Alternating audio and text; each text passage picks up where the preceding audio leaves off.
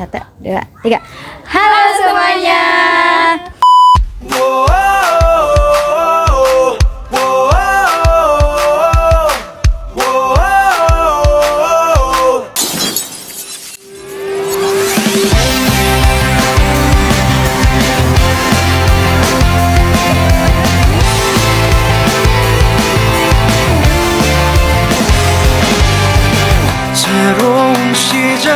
Kami dari kelompok 1 akan mewawancarai peternak budidaya ikan konsumsi. Langsung saja kita ke videonya. Assalamualaikum semuanya. Nah, di sini perkenalkan, nama saya Kirana Rizky Lestari dan Bapak Yanuri. Ya, pemilik pengolahan ikan konsumsi.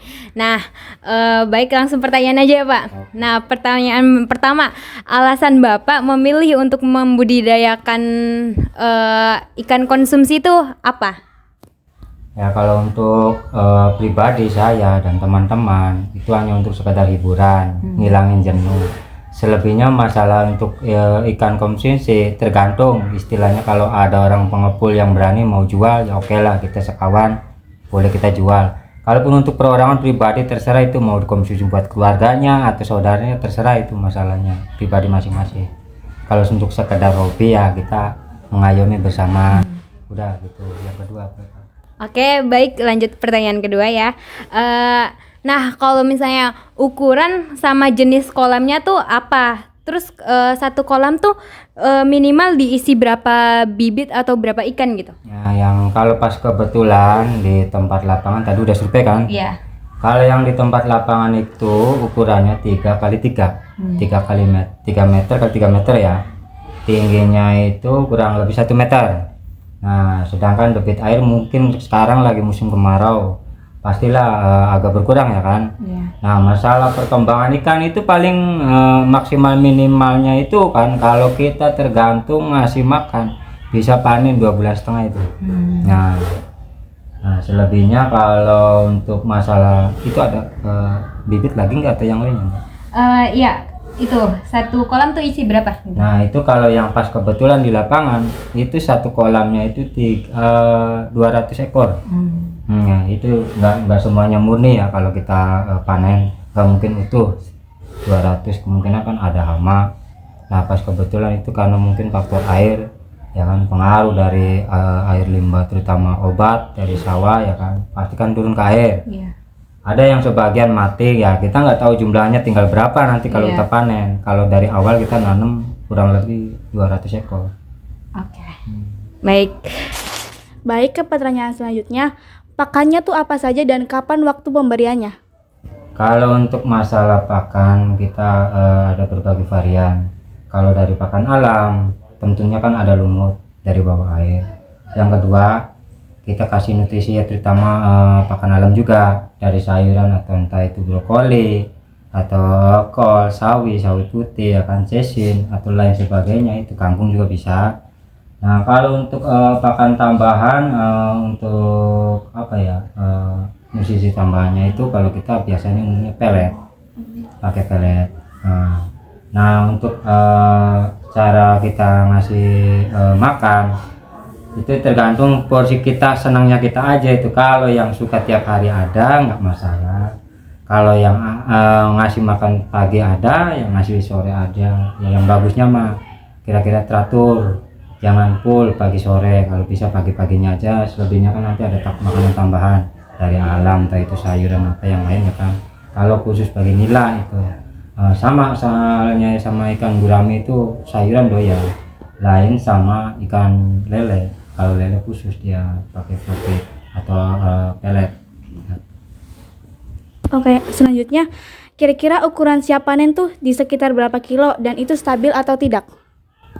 Kalau untuk stabil atau tidaknya itu tergantung kita cara pemeliharaan, terutama makan ya, ngasih nutrisi makan.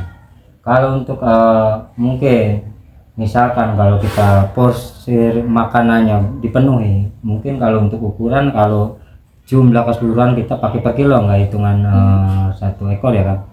Kalau rata-rata ikan nila itu 1 kilo kurang lebih 4 ekor sampai 5 ekor itu.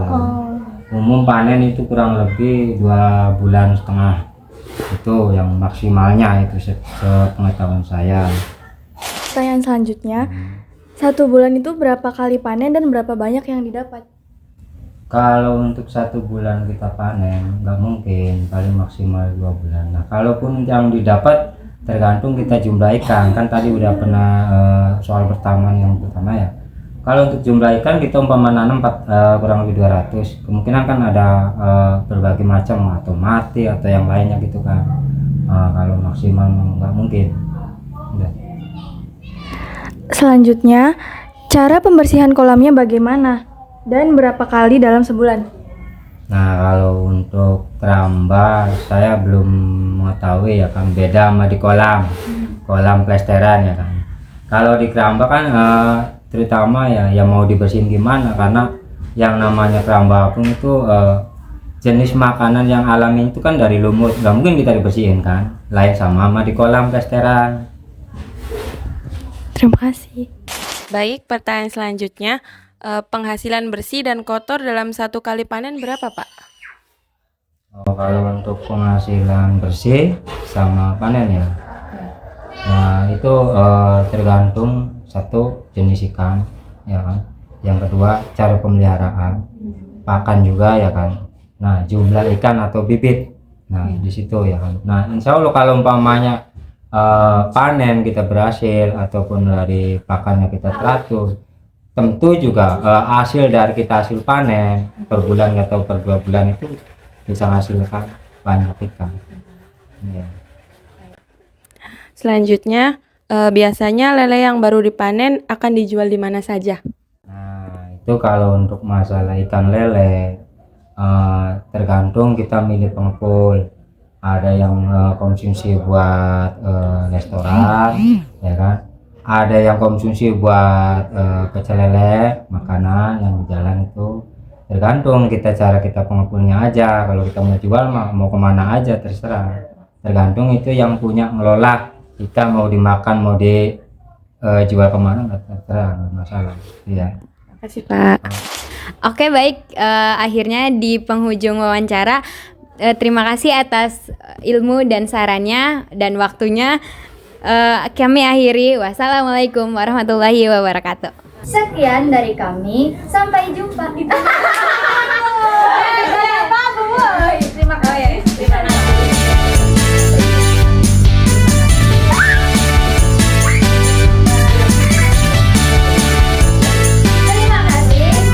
dari kami, sampai jumpa. 2, 3. Matiin Ran.